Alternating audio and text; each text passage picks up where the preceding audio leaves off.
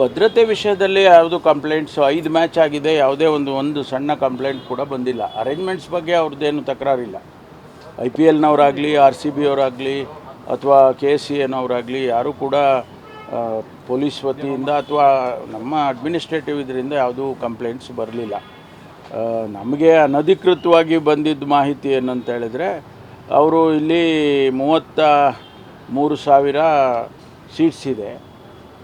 ಅದರಲ್ಲಿ ಒಂದು 7-8 ಸಾವಿರ ಪಾಸಸ್ಸು ಅದು ಇದು ಎಲ್ಲ VIP ಗಳಿಗೆ ಮತ್ತು ಅವರ ಸ್ಪಾನ್ಸರರ್ಸ್ಗೆ RCB ಅವರಿಗೆ ಕೊಡಬೇಕು. ಆಮೇಲೆ RCB ಅವ್ರ ಮೇಲೆ ಯಾರು ಆಡ್ತಾರೆ ಮ್ಯಾಚು ಅವ್ರಿಗೆ ಕೊಡಬೇಕು. ಅವರೇ ಒಂದು 7-8 ಸಾವಿರ ಸೀಟ್ಸನ್ನು ಬ್ಲಾಕ್ ಮಾಡ್ತಾರಂತೆ. ಅದಕ್ಕಾಗಿ ಅವ್ರು ಉಳಿಯೋದೇ ಒಂದು 25 ಸಾವಿರ ಉಳಿಯುತ್ತೆ.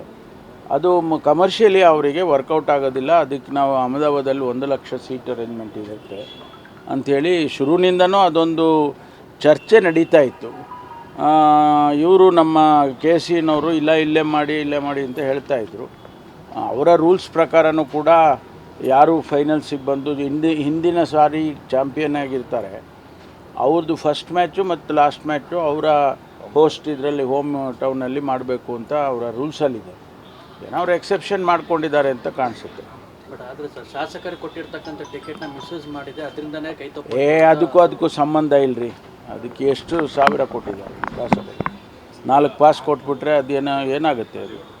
ಅದಕ್ಕೂ ಸಂಬಂಧ ಇಲ್ಲ.